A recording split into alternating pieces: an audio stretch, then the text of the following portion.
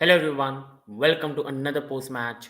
Chelsea nil, Liverpool nil. One of the most symbolic matches of football we'll see. That was pre-season at its absolute best. Absolute symbolic. We could not even beat such a under-strength Liverpool side. An absolute embarrassment in a season where it's not even a surprising. It's just like please end this disastrous season. And the side keeps on letting the fans down, this side keeps on letting the club down, and this side is really making Chelsea look like one of the most mid-table club we'll see. And the position we are right now in the table is very, very disappointing. But a position we deserve to be in a position that never lies. We are awful. Many people will go and check the XGs and see we played well, but person who has watched it with his eyes, yes, we created a lot of chances, but again we could not finish them. But other than that, again the passing was not at the mark. Again, it was a poor Liverpool side which allowed us to create chances. But other than that, the attitude was poor, the attribution was poor. And I can see even if effort was 100%, the confidence, the ability was so bad, was so bad. There was one of the most symbolic matches of football we'll see. Because I love my club, I'll wake up even till 6, 7. It's right now 3 o'clock here, but I love my club and I'll stay. But as a neutral, if you stayed up for that, I really wish for you because that is one of the most symbolic matches of football I've seen in a very, very long time. One of the most destroying matches as a human, as you'll see. It was a pathetic match of football. And Bruno Salter, as you can see, I put in the title for me. He is Potter 2.0. There was never going to be a difference. He was Potter 2.0. No surprise. We all expected it. Same lineup, same idea of play. It was never going to change. The same substitution idea. And as much as people were going ball, pep, everything, like you were idiots for that. It was always going to be bound to be that. And again, the club has been run shambolic. Aston Villa right now are 5 points above us. They are 6 points behind Tottenham in a top four race. We beat Aston Villa, we beat Liverpool, we could have been there. We have been given so many chances this season, but we just haven't capitalized on it, or we have not even been motivated to do that. That's been really sad to see.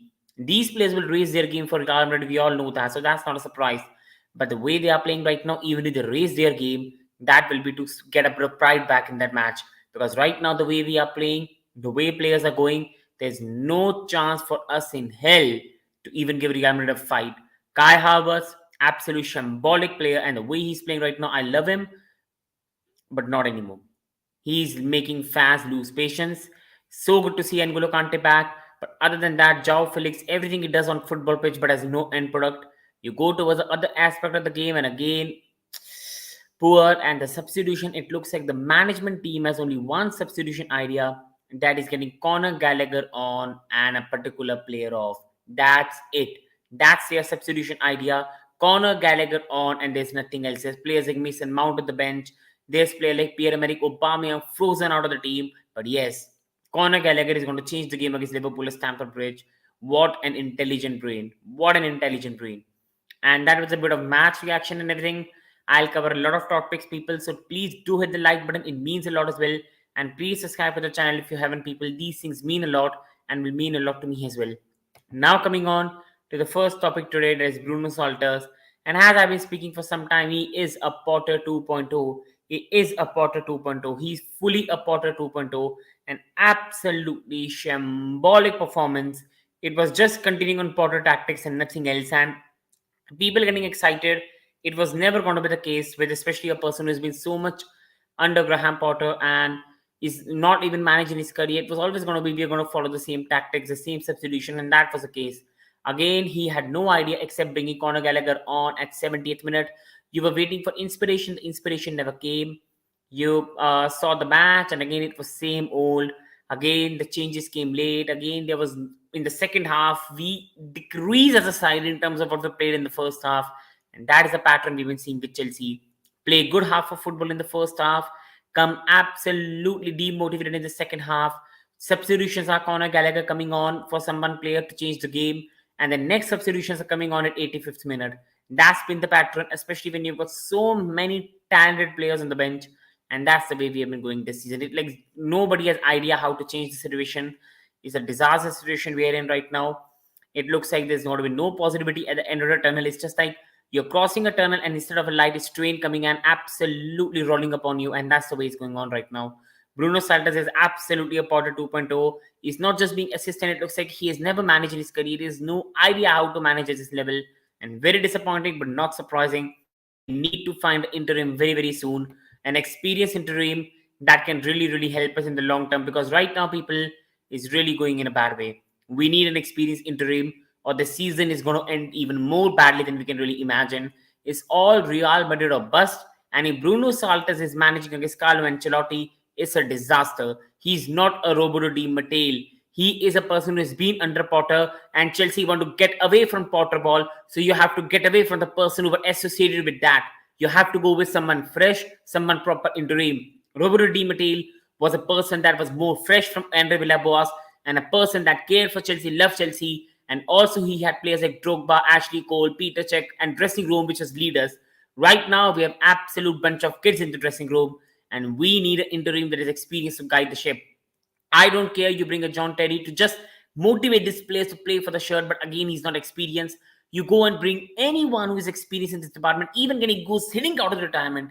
But we need an experienced interim to guide the ship, or else it's going to be a very bad end to the season. The way we are playing right now, the way the tactics are going right now, Real Madrid is going to batter us as Bernabeu. They're going to absolutely have a field day with this team right now, and they're absolutely going to batter us. We need to put an interim in charge, experienced interim.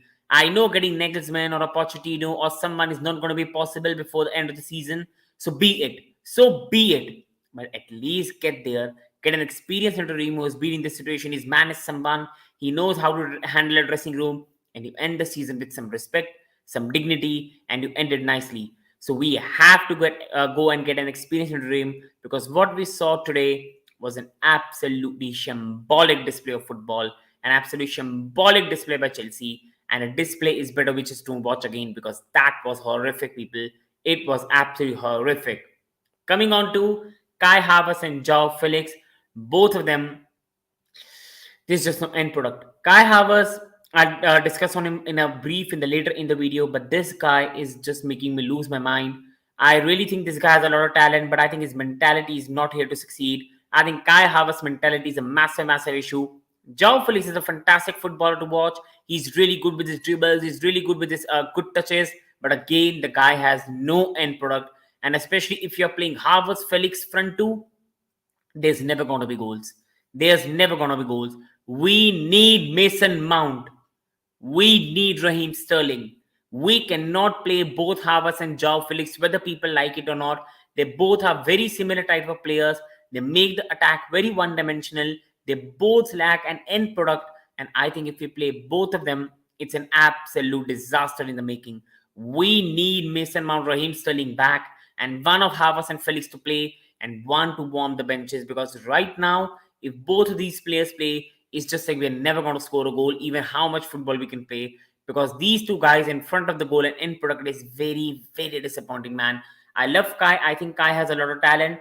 But at Chelsea so far in his career, he has really disappointed. He's not lived up to the person he was, the person we brought the hype, and he has been very disappointing. Joao Felix has shown so far in his loan spell he's so talented, but again, he has no end product. And for the money that Atletico Madrid is asking, if you really pay that for a person that has no end product, then it shows how much footballing knowledge you've got. And that's the way we have been run as a club so far under this new ownership. But hopefully, Christopher Weibel, Lawrence Stewart, Paul will Stanley change it at the club. Going on to the next topic, people, and that is no substitution idea except Conor Gallagher. And what has changed? Graham Potter has gone, but the idea has not gone. That is bringing Conor Gallagher on to change the game. No hate to Conor Gallagher. Good player. He loves the club. But he's not a player that's a John Obi Mikel, and he's not an Eden Hazard that's going to change the game. You had players like Mudryk who could have been brought earlier. You have a player like Aubameyang who's been frozen out of the team. You have players like Mason Mount, Raheem Sterling on the bench, Madueke on the bench, and you are bringing on Conor Gallagher to change the game. You already have Enzo on the pitch. You already have Kovacic on the pitch. You can go and bring on Madueke, Felix, Havertz front three. You can change Havertz with Aubameyang, but oh well. You've frozen Aubameyang out of the team and is somewhere playing games on his PlayStation console, enjoying his life, while you've absolutely frozen him out of the team when we haven't even got goals in the team. Absolute disaster. Potter, his team, I don't know what's happened. Aubameyang has a fist fight with them, but it looks like they just hate him. I don't know why, what's going on. And other than that, the substitution, it looks like They have just some love for Conor Gallagher or something in a contract that's been put by Todd Bowley. But anything will happen. They will bring Conor Gallagher on, and I don't know why. I don't know what is the mentality to change the game. I just don't know. It really makes me hit my head to the ball, but I'm going to be the one that's going to be absolutely dead with that, and not the person who is making these calls, because it's absolutely ridiculously bad. Ridiculous. Coming on to any top six chance done and dusted, we have been given chance after chance after chance after chance after chance to come back. We had Southampton at home, the bottom team, we lost. Tottenham, we lost. Aston Villa, we lost. Liverpool, we drew. We had such a good fixture list that we easily could have been top for this season. And that is why I don't understand the sacking of Graham Potter. If you really thought Graham Potter was not the right man, if you really wanted to save the season, why not sack him out of the Southampton game? And the club could have salvaged the season and finished top four. But no, you waited for the sack, and now you have sacked him at a time where Premier League season is not revivable. It's done. We are not catching Brighton. Brighton have 2 games in hand over us. It's not going to happen. Brighton are going to finish above us. Aston Villa have taken a 5-point lead over us. Liverpool have a 4-point lead over us with a game in hand. Brentford right now are 4 points above us and have a game in hand. And Fulham are equal with us with a game in hand. Top 6 is done. It's either going to be Europa Conference League, which I really don't want. So I think it's better we finish this season 11th, 10th, 9th. Don't play Conference League next season. Give the new manager full week to prepare the players, and hopefully get the top 4, finish the season well, and hopefully build as a club, because it's been a disastrous season from the board, from the players, from everything the club has done. It's been an absolutely disastrous season in every way, shape, or regard. It's been an absolute disaster. Coming on to Kai Havertz, and man, I have no words on this guy. I literally have no words on this guy. What is he doing? What is he really doing to warrant a start every game week? I just don't know what this guy really does in the training. I really don't know what he does provide. Why does he start every game of the week? On my channel, I've been telling people that I really, really rate Kai Havertz, and I think he has a lot of talent and will never get away from my word. He is a talented footballer. He has good abilities. He can do a very good job. But especially when you're not consistent, especially when you've not got the elite mentality to do it every time, is going to be a problem. Kai Havertz has always been a player at Chelsea that's played very bad for 80% of the season. But once it gets to the Champions League games, once it gets to a cup final, he plays well, and then people remember his season for those things. But for the 85% of the season, he's absolutely awful. And this was one of the game again. We thought he revived his Chelsea season with the goals against Tottenham, with the goals against Leicester. Kai Havertz is back to being an absolute garbage again. Absolute garbage performance. Could not finish, not in the right positions. Every time he was offside. And especially the chance he had to tee it up, but Ben Chilwell gave him. It was a tap and he missed that. And there was a chance where any kid, any toddler will just blast it into the net, and he's trying to place it from an angle where it's impossible. And then the chance he missed where he hit his hand and the goal was disallowed. You have to finish that. You have to finish that. This is a game Chelsea should be winning 3-0, 2-0, and we are here 0-0. Kai Havertz has to be dropped. He has to be dropped. I don't know anything. He has to be dropped, but it looks like at the club he has to play, whether due to the price tag, whether due to not having any player, which I really don't believe in, or whatever, he has to play, and that's very disappointing. I love Kai. I think Kai has a lot of talent, but he does not deserve to start games for Chelsea. He has been absolutely awful this season, and the way he has played has been really disappointing. It does not deserve to start for the club because he has absolutely been garbage this season. Absolute garbage. Very, very disappointed with him, people. Very, very disappointed. Coming on to Aubameyang. Why is Aubameyang being treated the way with Havertz playing absolutely shite up top? Absolutely shite up top. And I don't know what's going on. What's happened with him and the Potter staff, I really don't know. But we have got a player who knows how to finish in front of goal, a proper striker, and we keep on playing Kai Havertz. Kai Havertz who misses chances every game. Kai Havertz who people call, oh, he's a false nine, he goes everywhere. But when I see him on the pitch, his linking is not at the same level. His finishing is so bad, you want to head your head to the ball. And people is very disappointing. It's very disappointing. I don't know why Aubameyang is at least not on the bench. You can change the game. You can bring him on at 65 minutes when the game is not going in your fashion, but you have fully frozen him out of the team. I really don't know whether it's owners telling the coaches to not play him. If that's the case, it's an absolute disgrace for the owners to be controlling the squad. And if that's not the case, and it's Graham Potter previously, and now his staff doing this, is absolutely atrocious. For a player so experienced in front of goals, the way we are treating him is absolute garbage. It's absolute garbage the way we are treating Pierre-Emerick Aubameyang. Such a proven finisher, especially when we can't even score a goal and you're not even playing him in the substitute bench.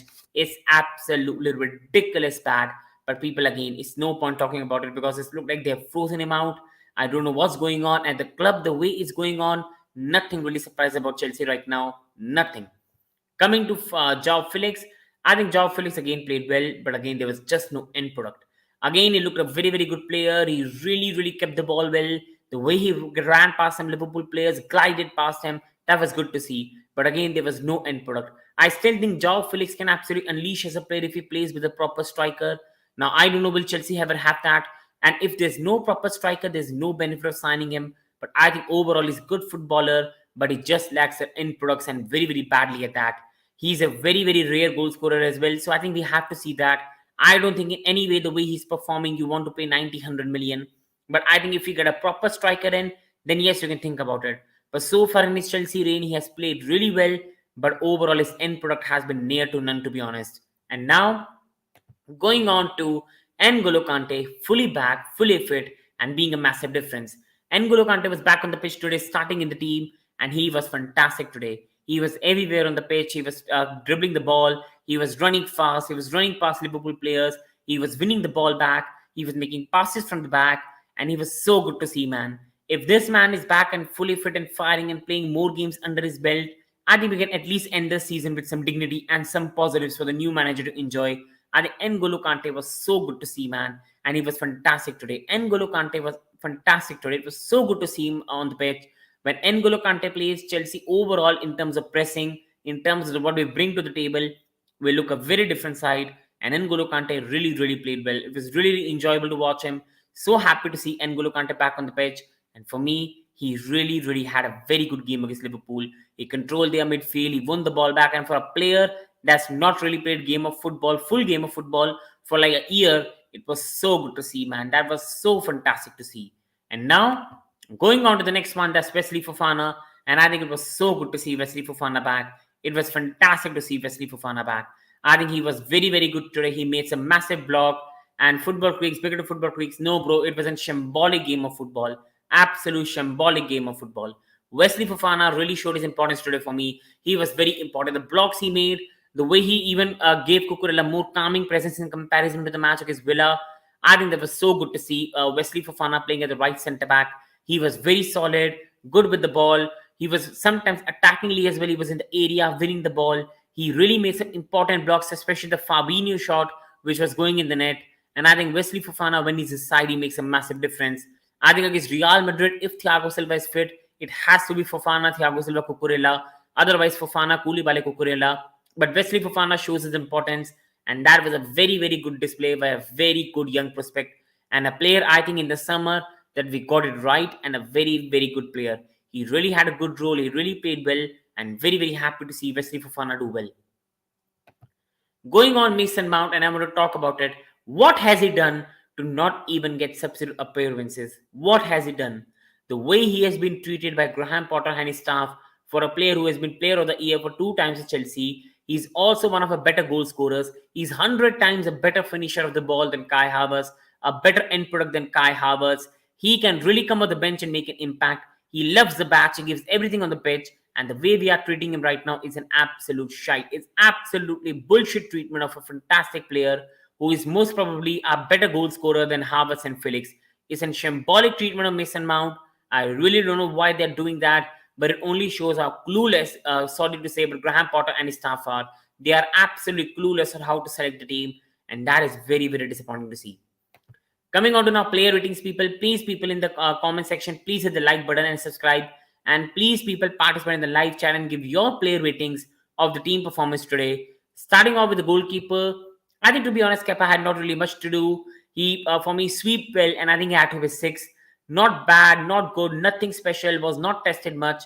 And that's a testament to another massive drop points against a very, very poor Liverpool side, understrength Liverpool side.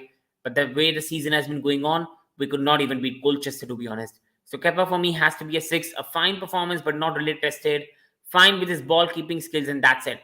Coming on to the next one, that is Mark Cucurella at left centre back. I think again, first of all, it's a massively bad treatment of Badiashile. Massively bad treatment of Badiashile. I really don't know what's going on. Why are they playing Cucurella again and again? Are they preparing him for the Real Madrid game? But the way Badiashile is being treated is absolutely ridiculous. The way that guy played, we have broken his confidence down, and it's very, very sad to see. Especially not naming him in the Champions League squad, then not giving him regular appearances is really, really disappointing to see. But Cucurella, for me, defensively, he did fine. Again, he wasn't really even tested. Liverpool were under strength. We should not really lie as Chelsea fans. Liverpool played their second string side and we still couldn't beat them. So Cucurella had an easy task. It was not Mo Salah really coming at him, but still a fine job defensively. But again, other than that, he still has some errors in his game. His build-up play was still disappointing, and I think it has to be a 6. Not bad, but not really great. And I had an easy day because Mo Salah was on the bench. Otherwise, I really don't know what would have happened to the scoreline today. And coming on to the centre back Koulibaly, I think Koulibaly was way better today than the previous game. He was way better today. He made a mistake early on, but that was not really ended in a goal. But I think some of the passing was really good, especially that pass he played to Chilwell. Chilwell made an easy pass to Kai Havertz, but as always, Kai Havertz missed his spot. But I think that was a very, very good pass by Kalidou Koulibaly. Defensively, he was fine today. He made some good passes. And I think it was a fine Koulibaly display. From overall being so far, you can say a poor signing and a poor season so far, Koulibaly has had some fine games, and today was one of them. Again, his task was not really hard. It was an under-strength Liverpool side. But even being under-strength, they have good attackers like Nunes, Firmino, Jota. And I think he still did a fine job. So I'll give him a 7, a fine game for Koulibaly. If you disagree, please put your player rating in the comment section below, people. Coming on to right centre back, and Wesley Fofana was absolutely ridiculously good today. Especially coming after an injury, he was very good today. Especially that block on the Fabinho shot on the corner kick, which was going in, and Liverpool could have led 1-0. That was a very, very good block by Wesley Fofana. He had a fine game. He built up the play well. Defensively, when required, he was always there. Some blocks, some very important blocks in the penalty area. And I think he handled Darwin Núñez well, especially for a player that's so pacey and difficult to handle. Wesley Fofana was very, very good today. So I have to give him credit. For me, Wesley Fofana has to be an 8. But if you disagree, you can put your player rating in the comment section below. But I think it deserves an 8. And he was one of the better performances on the pitch with N'Golo Kante, and really, really had a very good game, people, for me. Coming on towards the right wing back, and that is Reece James. Reece James, for me, deserves a 7. Had a fine game again. Is when you have no striker to aim to in the penalty area, what you can really expect from our right wing back. Like, we had no one to aim to. Still, I think defensively he was fine. Still, he handled himself well against Darwin Núñez. And I think attackingly, he still put in some fine crosses. Still did good. Scored an absolute beauty, but that was ruled out, which is margins of offside. And I think there was a fine display by Reece James to his more preferred position while not playing right centre back, the way he was done against Aston Villa by Graham Potter. So fine display, and hopefully he continues his progression, and we see a proper Reece James against Real Madrid next week on Tuesday, I believe. And that was for my rating for Reece James. Please, people, do put your player rating in the comment section below. Enzo played as a DM today, and I think he did a good role. He's still not a natural DM. I think he should be playing high up the field. But again, Enzo was again very, very good in his role. He really kept the ball well. He really, really passed the ball well. He still has some errors in a position which is not his own. But I think his passing was fine. Some of his interceptions were very important and fine. So I think he deserves a 7, a good display, but not an absolutely fantastic display, but a good display. He did his job very, very well, and has been one of our best players since February since he's come in. Very fine display, a very, very good player who can play everywhere in the midfield, but I think he still should be playing higher up. A very, very good signing, the player who is going to prove everyone wrong from rivals. Oh, what did it provide? Blah, blah. He's a fantastic player, and we are so lucky to have Enzo Fernandez at the club. He's a fantastic midfielder, and I think in future, when we get a player like Lavia, I think he's going to get more license, and I think Chelsea is going to be a whole different team next season, hopefully with a better manager in charge. But Enzo was fine again today, but still he's not a natural DM, so he has some mistakes in him. So that is why I'm giving him a 7. Going to Mateo Kovacic, I think he deserves a 6. He was sometimes very good on the ball, but sometimes very sloppy on the ball. I would have given him a 7, to be honest, but that miss, I don't care. People say, oh, Kovacic is not a goal scorer. That is a sitter. That is an absolute sitter. An absolutely pathetic miss by Mate Kovacic. That was easy. It was easier to score than to miss. And Mate Kovacic, that was embarrassing. That was embarrassing. But other than that, he was fine. Sloppy with some of his passes, but very good with some of his passes. Defensively, he really gave the ball away a lot of times, but also won the ball a lot of times. So fine Mate Kovacic display, nothing really good, but nothing really bad. A fine and a calm display for Mate Kovacic. My man of the match Chelsea today was N'Golo Kante. He was so good today.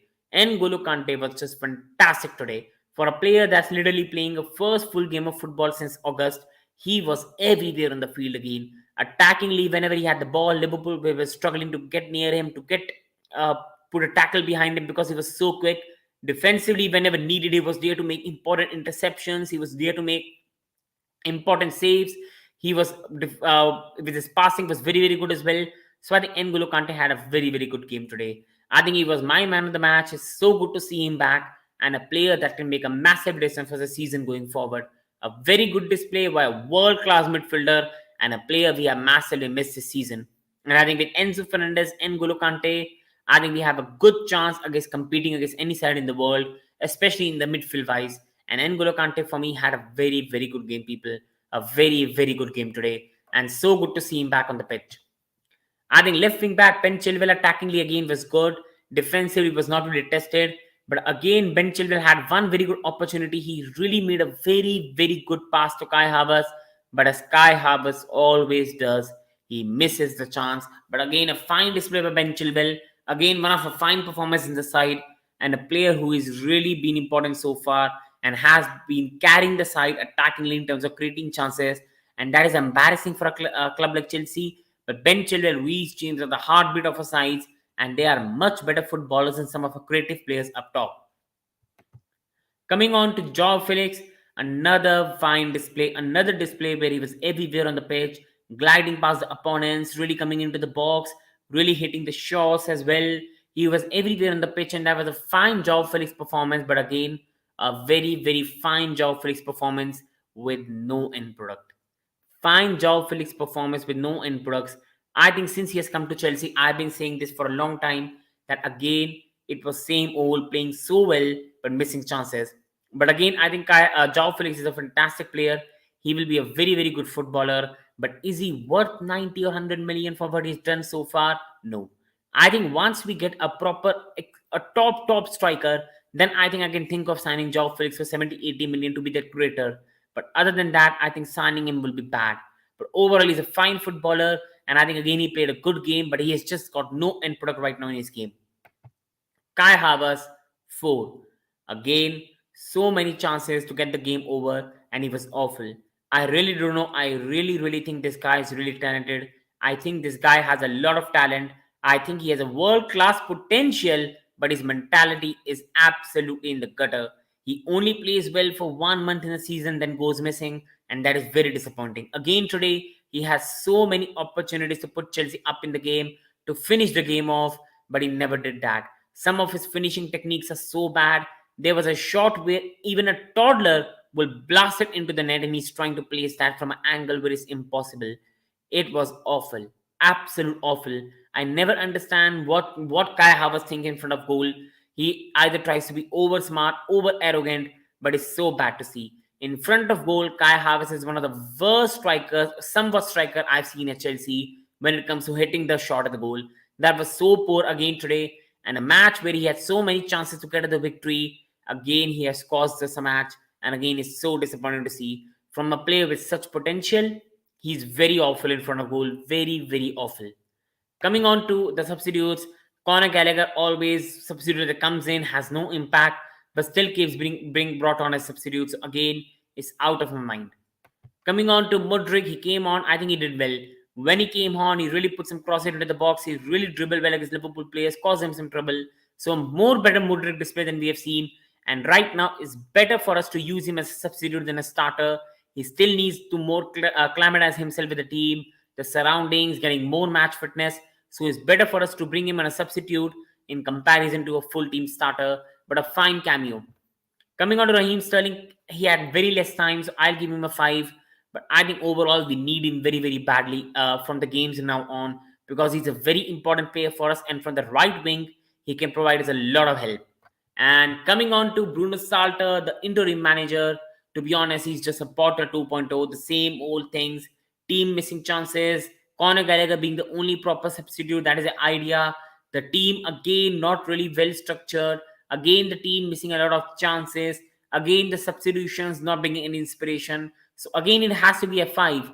We should have won the game, to be honest, so I'll give him a 5. But other than that, it's again an uninspiring performance that doesn't give you confidence as a fan that yes, the club is changing. Therefore, for me, again, it's just a Potter 2.0. He's an interim who has been under Potter, and that's it. We need to find a more experienced interim to change our fortunes, or else it's going to be a very, very bad end to the campaign, to be really honest. And again, a very, very disappointing display, but a display we've not really been surprised.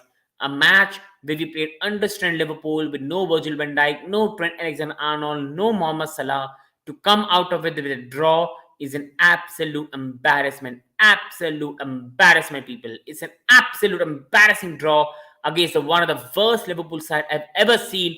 Van Dijk not playing, Trent not playing, Mohamed Salah not playing, Fabinho, Henderson in the midfield who have literally lost their legs right now, and Curtis Jones, and we still couldn't beat them with a full strength side. The side that is most probably going to start against Real Madrid is an absolute embarrassment of the highest order. And Bruno Salta hasn't talked about being Potter 2.0. There's no point talking about this. He's the same. Goals, we have to stop playing Havertz Felix together because it's having same players. It's having just different faces but the same players, because both of these guys are so good footballers, but they absolutly have no end product in form of goal. I think we need to play Raheem Sterling, Mason Mount, and João Felix up top, or Mount, Sterling, Havertz up top, or even a Pulisic. But we cannot keep on playing with these two guys. They literally have no end product. They're great footballers, but they literally have no end product in front of goal. And today, again, when Chelsea should have won this game 2 or 3-0, we ended the game in a 0-0 draw. And I've been saying this for a long time. We need an experienced interim charge to end the season well, or it's going to be disappointing. And I think, again, there was no idea in subs except Gallagher. Seeing the Premier League table right now, people, to be really honest, we have no chance of a top 6. I think I didn't understand the Potter sacking. If you really wanted to sack him, you should have sacked him after the game against Southampton, and we might have got the top 4. Now there's no chance of a top 6 finish. We have lost to Villa, we have drawn to Everton, we have lost to Southampton at Stamford Bridge, and we have drawn to Liverpool. When you have these type of results, you don't deserve top 6. And right now, Brighton, Villa, Liverpool all will be finishing above us, so it's over. And hopefully we don't qualify for the Conference League, because that is an absolutely awful competition to be in. Hopefully we don't finish top 7. We regroup next season with a new manager, have one game a week, and hopefully finish in the top 4 next season, because it's been an absolutely shambolic season so far. Kai Havertz, again, it's just better I don't speak words on him, because I've lost for him, and it's very, very disappointing. Aubameyang, I'm not understanding why this guy is not playing. Has something happened behind the scenes? Nobody knows, but it's so disappointing. For a team that lacks scoring goals, not even having him as a substitute is really disappointing. And on my last notes on the match, people, very disappointed with the draw. Very, very disappointed. One of the worst Liverpool side, time to build some momentum, and we again don't win. It only shows how big of an overall problem Potter was. Tactically, we are not set as a good side. The players have also lost a lot of confidence. But also, let's be brutally honest, these players also are really not good. Yes, Graham Potter was a bit of a problem and he had to be sacked, and I wish him the best. But overall, some of these players are also a massive problem. They're on high wages. They only care for big occasions. They don't step it up. And some of them overall do not have ability to be a proper footballer for a club that wants to compete for big honors. And I think in the summer, we need to let go of many players. The players' mentality has to change, because if they think they'll be up for the game against Real and that's going to be enough, then they're absolute idiots. And hopefully against Wolves, we see a better performance, because if we play like today, we are going to be a toast in front of Real Madrid. On that note, people, I end the video. Thank you so much for watching. Wish you all the best, and up the Blues.